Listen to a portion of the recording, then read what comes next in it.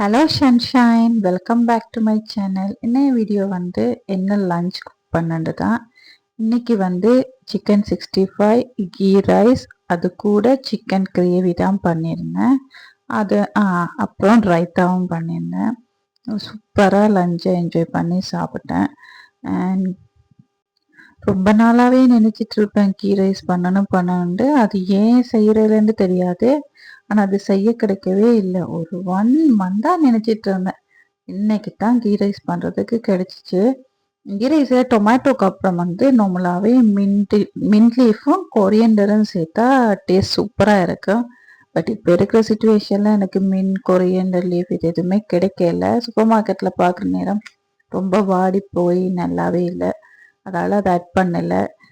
நார்மலாக டொமேட்டோ வந்து நான் இப்போ தான் சேர்ப்பேன். டொமேட்டோ இல்லாமல் கீ ரைஸ் பண்ணாலுமே சூப்பராக தான் இருக்கும்.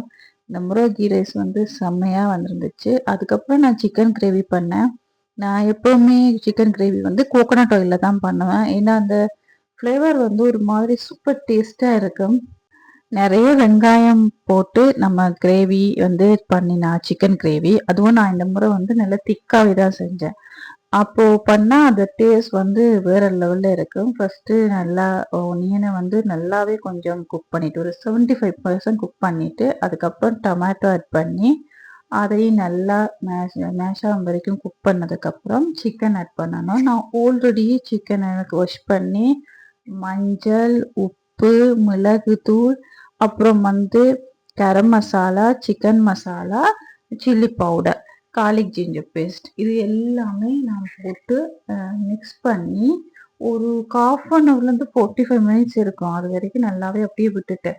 ஏன் நம்ம அப்படி இது பண்ணிட்டு குக் பண்ணுற டைமில் இந்த ஃப்ளேவர்ஸ் எல்லாமே சிக்கனில் நல்லா ஊறி போயிட்டு இன்னும் ஃப்ளேவர்ஃபுல்லாக இருக்குது. இதே நார்மலாக நம்ம வந்து சிக்கனை கொட்டிட்டு இந்த மசாலா எல்லாம் ஆட் பண்ணி பண்ணலாம் தான்.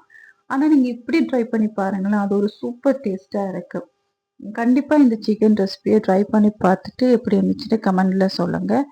உங்களுக்கு கீ ரைஸ் கூட சிக்கன் சாப்பிட பிடிக்குமா, மட்டன் சாப்பிட பிடிக்குமான்னு எனக்கு கமெண்ட் பண்ணுங்கள். எனக்கு எப்போவுமே கீ ரைஸ்ன்றா திக்காக சிக்கன் கிரேவி சாப்பிட தான் பிடிக்கும். தேங்க்யூ ஃபார் வாட்சிங். பாய்.